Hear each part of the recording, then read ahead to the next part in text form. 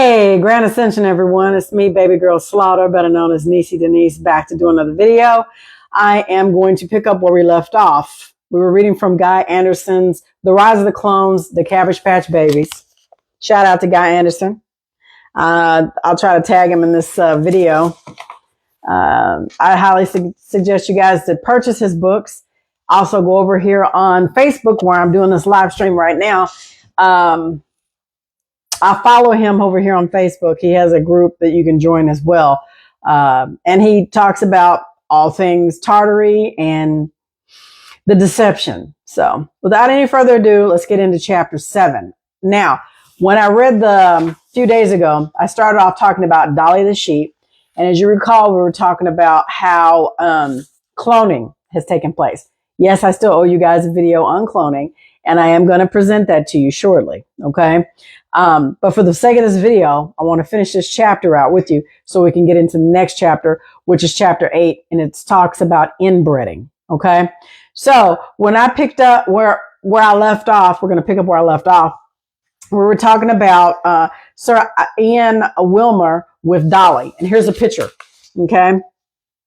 And then basically I told you that in the Lost Book of Enki and also in the Sumerian tablets, there was a certain chapter or a certain tablet that talked about the genetic cloning and splicing that took place thousands of years ago. So we've had this technology for a long time. Don't get it twisted. And, you know, just because they tell you, no uncertain terms, they tell you that, you know, cloning is new. Right. And for the sake of this video, I think we talked about how many times this took to clone, to do this cloning process. I think they said over 227 times. Right. And in the tablet with the Lost Book of Enki, I forget how many times it took them to clone. OK, these were master geneticists back then, and they were doing this technology back then. So this is nothing new under the sun. We're just repeating what was already done. Right. So where I left off is cloning a human would actually result in creating a twin with its own personality and not a direct replica. I will expand upon how they overcame this later in the book. And if creating the clone is ultimately just the person and prolonging their life for the sole purpose of harvesting body parts and organs, then technically therapeutic cloning can quite easily address this issue without the need for an actual complete replica to be completed or created. I would say go check out the movie. They clone Tyrone over on Netflix. Also, I would say check out the movie The Island with Ewan McGregor and Sarah. I think it's Sarah Johansson. I think that's what her name is. Scarlett Johansson. Yeah, Scarlett Johansson and Ewan McGregor, The Island, and then also they clone Tyrone on Netflix. Check out both of those movies as well as They Live with Roddy Piper. That was back in the 80s. Excellent movie that you want to check out too if you have time this weekend. So it says, therapeutic cloning is almost identical to reproductive cloning, with the exception of the clone embryo not being implanted within a uterus, as its only purpose is for the extraction of stem cells, right? Stem cells have the ability to be turned into any other cell in the human body. This can be used to regenerate tissue and organs. Very important for you to take cold baths, cold plunges, or like I showed you over on Facebook and uploaded some videos from the place that I belong to, the membership Stem Lift. You can actually go into this chamber that's like negative 250 degrees. I think you stay in there for like 3 minutes, and you can go in there with your birthday suit, or you can go in there with your undergarments on. And you stay in there for X amount of time, and that helps to shock your body where you reproduce stem cells. It's actually very healing for the body, right? But if you don't do that, you can just take ice and go dump ice in a bathtub and take a cold plunge, you know, sit in there for 7 to 10 minutes, and it does the same thing, right? Shock the body back. So it says, however, in a rather strange move, former President George W. Bush restricted funding stem cell research in Americas in 2001. This immediately affected the work being conducted by the scientists that had been among the first to isolate human stem cells. It affected the work for us surface dwellers, but believe me, the military and the black budget and those underground already have this technology and they have already been doing it. All right. They've been doing it right under our noses for a very long time. All right. Apparently, we've been cloning human embryos for about 12 years now, and ethics are, according to scientists, the only reason for human cloning not to have yet been attempted. But I just don't believe this. I don't either, guy. I know they've been doing it. After all, the scientists during the pandemic were encouraging us to get vaccinated with little to no trials having taken place and absolutely no idea of any of the long-term side effects alone the harm that could cause. Until Dolly, mammals had always been considered far too complex. So let's see. What else have they been cloned? What else have they cloned over the years? In 1963, an embryologist, Tony Dazou, successfully inserted the DNA from a male Asian carp into an egg of a female, thus creating the very first cloned fish. Next comes the gene. The first cloned calf is, next comes Gene, the cloned calf, which was done in 1997. All right.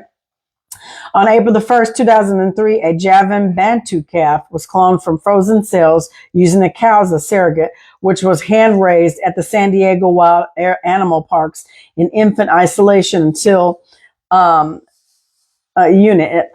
unit. However, it died due to an injury when it was just under 7 years old. Ralph was born in 2003, was the first cloned rat. All right. 2003 also saw the arrival of white-tailed deer named Dewey at Texas A&M, here where I am. 2005 saw the first cloned dog. 2009, also a camel in Dubai was cloned. 2011, Sumo Biotech in Korea cloned 8 coyotes and domestic dogs. You know, they cloned the gray wolf. I forgot how many animals and he might not cover this in here, but I know for a fact there's like 3 or 4 animals that I just was reading up on. One of them in particular was the gray wolf. All right. The next one is, I showed you a picture of this guy who cloned his dog.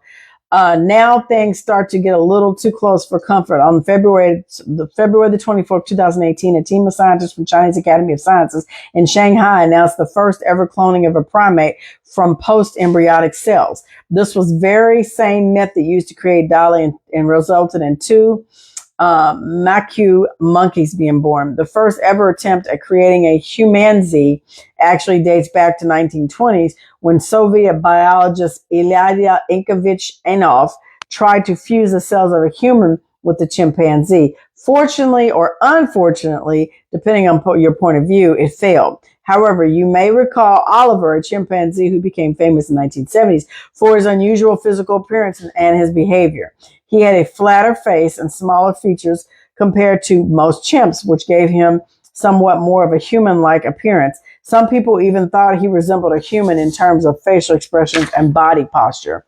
And then it says, Oliver was featured in the media, and some of the scientists even debated whether he might be a rare breed of chimpanzee and human, though this was never proven. He lived in captivity for most of his life, which contributed to his peculiar social behavior and experience. He became a kind of a symbol for debates about animal intelligence and human-like traits in other species.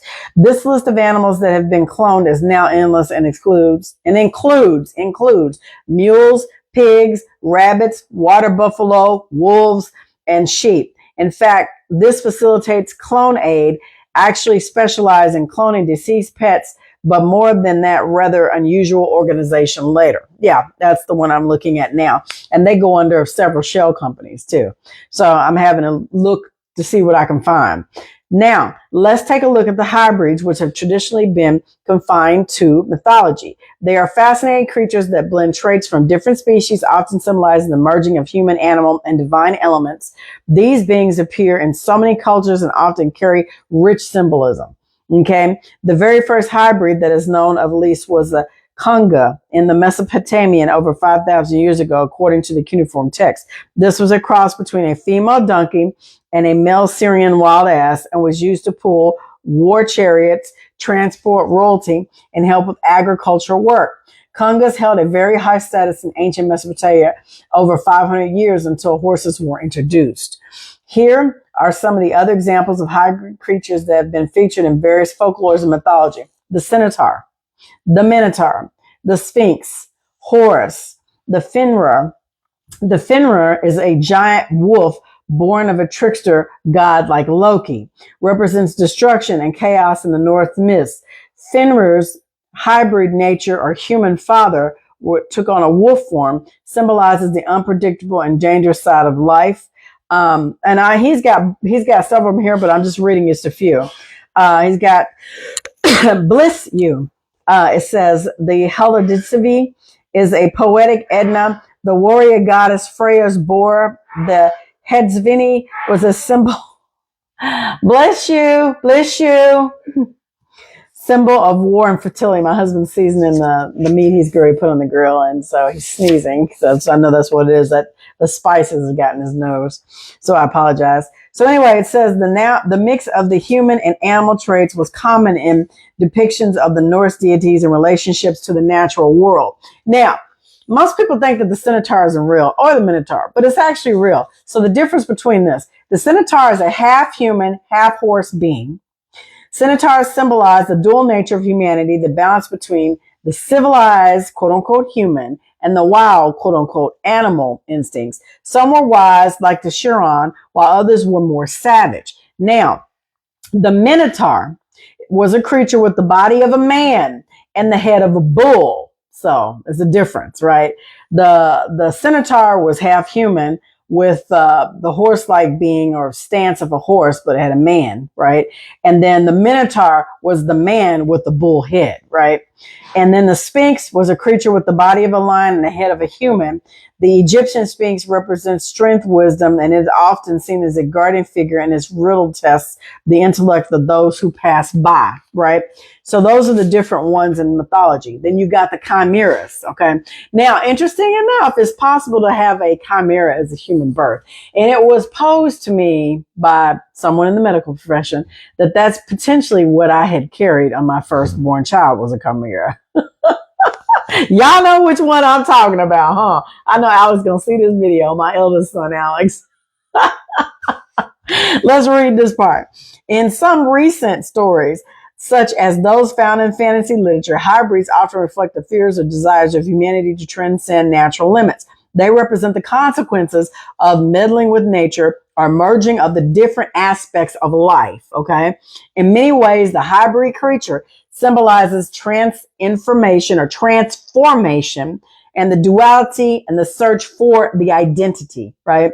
Researchers at the Catholic University of Murcia managed to create a chimera, a hybrid between a human and a monkey, for the first time in a laboratory in China. And there are different types of chimera. So just so you understand what that means, all right? The reason why I say that is because, and I don't want to get off subject, I'm just tell you this, and I know I've spoke on this before in many videos, is that they couldn't type his blood. And there was a lot of other little weird things that happened along the way, but one of the main things was they couldn't type his blood for years. I mean, so as a consequence, I didn't put him in any sports, because if he would have got hurt, we would not have been able to give him a blood transfusion, because we weren't sure which blood we would be able to give him. I guess O would be what they would have tried in the medical profession. But my point is, they couldn't type his blood. And we went through this for years, and we did it here in the United States and even overseas. So I'm just going to tell you. So that's why I say that. That's why it was posed to me medically. So anyway, just a little tidbit. So it says, this group demonstrated between the Skulk Institute here in the USA and the genetically modified monkey embryos to deactivate essential genes in the formation of their organs. Then scientists injected human cells capable of generating any type of tissue. All right. And you guys know, for the sake of this video, and it's just piggybacking off the last one, you all know if you ever get on, or if you have to have what do you call it? An organ transplant. You know, you have to be healthy enough to receive the organ, right? Because they're not going to waste an organ on someone that's not going to be able to survive the treatment or survive the surgery, right? They're going to give it to a healthy individual. But more importantly, when you get someone else's organs, you have to stay on pills for the rest of your life. Like, you literally are on medication, because what happens is our bodies are so wonderfully and craftively created, like I said before, it's going to reject that tissue. It's going to reject that organ because it's foreign to it, and it's going to attack it. right? So you have to take medicine every single day because of that. So it says, as the result, a monkey chimera with human cells, which was never born. Due to the researchers interrupting the pregnancy, the experiment was carried out in China to avoid legal obscurities in other countries or legal obstacles. The authors did not provide any further details because they were waiting to publish a prestigious international scientific journal at UCAM and the Salk Institute. They are no longer just seeking to advance and continue carrying out experiments with human cells, rodents, and pigs. That's what they tell you on the surface level, but I'm going to tell you all these millions of dollars, especially here in the United States. They funneled it into off the books on black budget programs, right? We know this. Excuse me. And they've done experiments in suburbia, downtown areas. They created things for military. DARPA have created weapons, right? Because it goes back to even Vietnam, where they were saying certain soldiers accounted for seeing these entities that would be dropped off in the middle of a damn desert or in the jungle, and they would pull the latch and this thing would come out and these guys would disappear. This thing would go hunt whatever it needed to hunt, and it would kill a whole complete unit, and the troops would be back, and then they would send a signal to this thing with a collar around its neck. It would come right back into this cage. They'd lock the door, and then a helicopter would come and pick it up. I'm just telling you, they've created a lot of things. This is not new technology. Like, we are truly living in a time of revealing. But you got to understand that these entities that came from beyond the ice walls and interdimensional beings, they've had this technology for a long time, and they've made certain deals or covenants with the world leaders all around the world, these organizations, these corporations. So they're under the guise of doing these certain things or experiments for, the technology in exchange for 1,000 or 100,000 human beings. Then they give them the technology that they desire. And that, what do? We turn around and we reverse engineer it if we can't figure it out. We reverse engineer it if we can. And then we utilize it for what? War. I'm just telling you. So, I mean, you really got to understand, when you read certain things or when they talk about certain things on that black box, they're not being 100% transparent. You got to be able to read between the lines. And also, if you study and you've read different texts, then you'll understand that, they're perpetuating a lie. They're keeping everybody enthralled in this controversial things, when truly and really we've been past this years ago. Like, they have a whole elite unit of creatures. Yeah. And they have special military folks, or what do you call those? Like BlackRock and what do they call them? When you get out of military, you got special forces, and they train them and they take them over to these companies that do security details. I can't think of the name off the top of my head, but they have these units that go out and they hunt these creatures. And when they cut the program and the budgets, they actually drop them off in these national parks. And you've got herds of these creatures that are now in the wild that are breeding and having families of their own. So it's like, what are we dealing with here? I'm just telling you, we've got a lot going on in this dome, and things are a lot more stranger than what you could ever even imagine. All right. So it says, so they no longer just seek to advance and continue carrying out the experiments of human rodents and pigs, but also non-human primates, and stated that the country of Spain is a pioneer and world leader in this type of research. However, these researchers stated that their teams already carried out the world's first experiment on chimeras between humans and pigs in 2017, although with less success. Okay. Until I started researching Tartaria, I had confined the chimeras to mythology, but 5 years on, I'm not so sure. During my investigation, I have studied countless maps and started to question some of the creatures depicted within them. I am sure we all have seen the drawings of mermaids on maps, and we have stumbled across, simply dismissed them. All right. And it's true. There's this book it's right here where I'm pointing at. This is Claudio's right here. These like 10 books right in here. there is a complete enclosed world of mermaids. All right. And for the ones that are here, they were actually turned. All right. And they're not called mermaids. They're called sirens. And that would be the women that were taken at the 200 that came down for a wedding, and they took these women and they took brides and mated with them and had children with them. Well, not only did they punish the watchers, but they punished the wives of the watchers, and they turned them into these mermaids or mermen or sirens. Okay. So that's where you get that from within this dome, right? So he says that before he started studying this book, he really thought there was mythology, but when you start looking at the maps, you start to question why that they wrote these maps out this way, right? And then, people mostly dismiss it. So he says, but where do you get the concept of a mermaid as just one example actually come from? Is it at all possible that the human, half fish creature actually existed? Yeah. Mm-hmm. And it still exists. And if so, could it also be possible that beasts like the Minotaur did and still do today? Yeah. Like the Mothman. Mm-hmm. Yeah, it's true.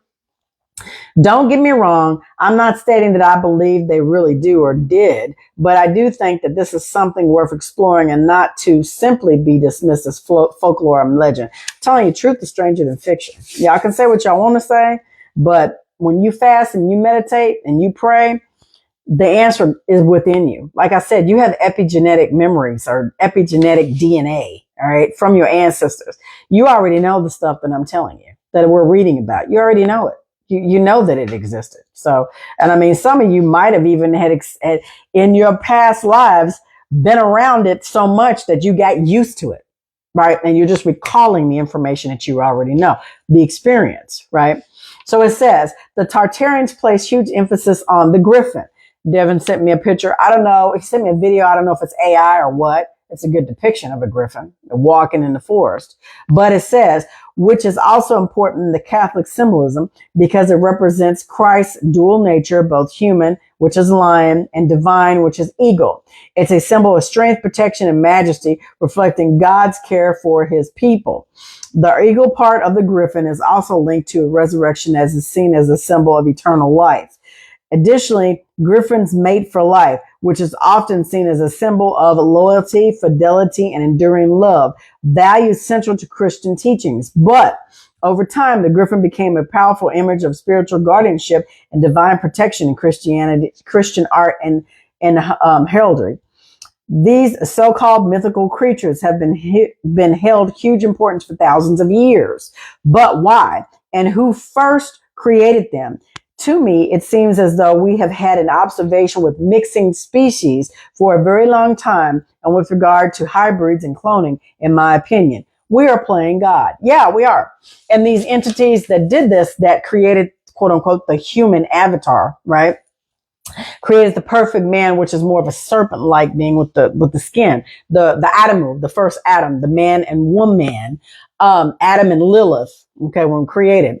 And then, of course, Lilith did not want to succumb to certain things, so they deemed her as being evil, and they kicked her out they removed her out of the text, and she became a symbol of what do you call it? Witchcraft and of Satan, right? So they demonized Lilith, and then they added Eve into the text because she was more submissive.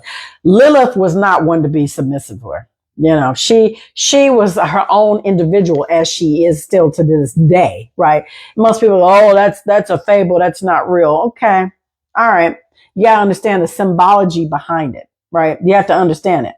So, the first man and first woman, these beings created. Okay. So what are we talking about here? I mean, we're talking about cloning. We're talking about genetics. It's in all the texts all around the world. If you just go study it, you'll see it. And it'll be like, well, why would they put this in the text?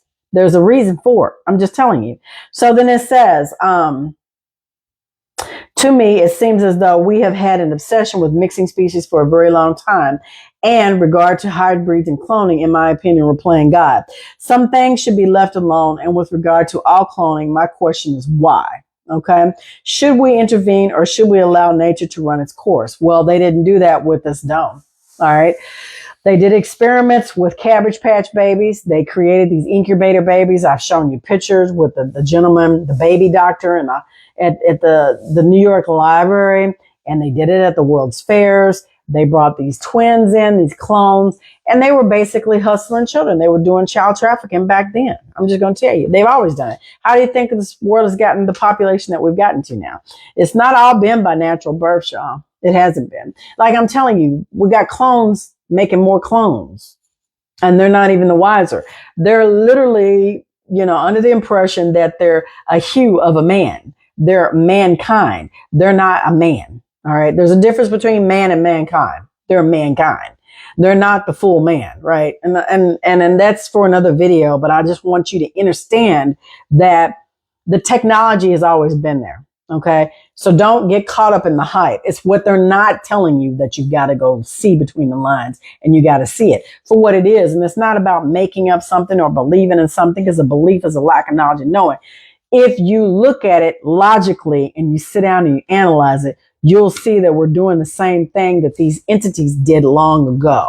And they still influence us to this day. Shout out to Fleur Burn. She had a live over on, I think it was Thursday night, where she came on and she started talking about the Deros. Okay. And you got to go check her out. I'll reshare her stuff again after this video today when it drops. She was talking about the Deros, and she was talking about the hybridized program that they've been running for a very long time. And like I've said to you, in no uncertain terms, when I read to you, the flying serpent dragon, the hidden symbolism, hidden symbolism of the dragon, and the murder of reality, as well as alien world order.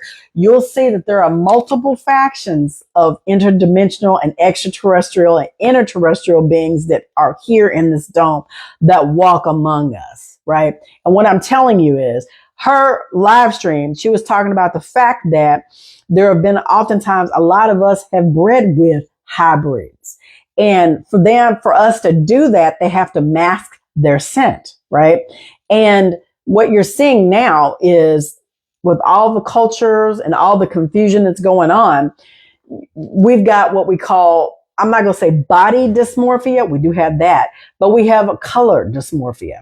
So for a lack of a better word, when I say color dysmorphia, we have now gotten to the point where on screen, if you identify with me, you look at me, I am a copper color brown, a light brown or a medium brown, right?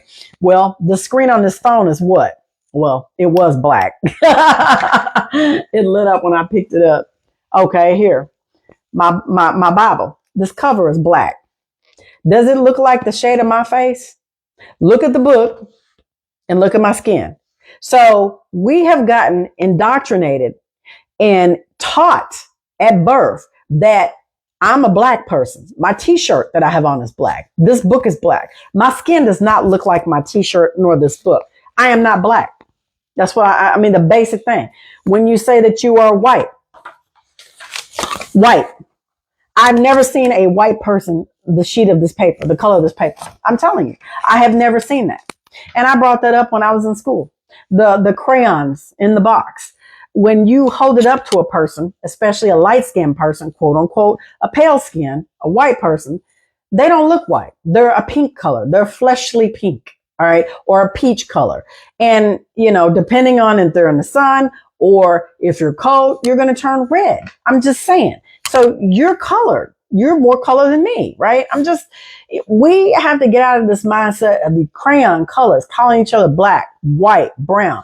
Like she was saying, a Chinese person is not yellow. I have Asian friends. They don't look yellow to me. Heck, my son's ex-fiance, she's Asian. She's Filipino. She's not yellow. Her skin is a creamy, like a peach or a flesh color, So she's not yellow. I don't consider her to be yellow at all. I'm just saying, we got to get out of this mindset of this indoctrination, running around here and calling each other black and white. Ain't nothing white about you and ain't nothing black about me. So when it's all said and done, you got to understand everything you've been taught is a bunch of shit. I'm telling you, it's bullshit. And, and so Fleur Burn was talking about the fact of when we buy these colognes and they push around Black Friday and Christmas and stuff like that, she was saying, why celebrate the holidays, especially Thanksgiving, because that symbolizes the murdering of the indigenous people, the melanated, quote unquote, for this video, black people on this soil. This is Negro land. Like, do I need to get maps out to show you that back in the 13th, 14th, and the 1000th century? Okay, because you know they added 1,000 years. But what I'm telling you is there's maps out there to say that it was Negro land. The Americas, all of the Americas. From Canada all the way down to South America, Negro land. All around the world, Negro land. Because this dome was with melanated people. And so with the birthing of these clones and the creation of quote unquote of the man, okay, man, you have the mankind and you have man with these entities splicing his genetics, they introduced a certain phenotype. And they had to get rid of the majority of all the melanated people so they could usher in this great white superiority. That's all. I mean, and don't get me wrong. Like I've said before in many videos, when we talked about this cloning and the genetics, the autochthonous woman, for this video, I'm going to say black because you guys still identify with these crayon colors. So I'm going to say it. The black woman has the Eve gene. We can create all the races. How many times have I said this? You can go look this shit up and I can send you papers and papers on it from geneticists. If you want to sit up in the middle of the night and read the shit, I'm just telling you. But my point is, there were light-skinned people here, but not on the level that it is today, right? So you had the cloning. You've had the clones having babies. You had the intermixing and the hybridization and the inbreeding. We're going to get to that. But Fliburn's part was when you wear certain cologne, right? Axe body sprays with all these chemicals and pheromone blockers are endocrine disruptors and that wash these, that gives you a certain pheromone scent.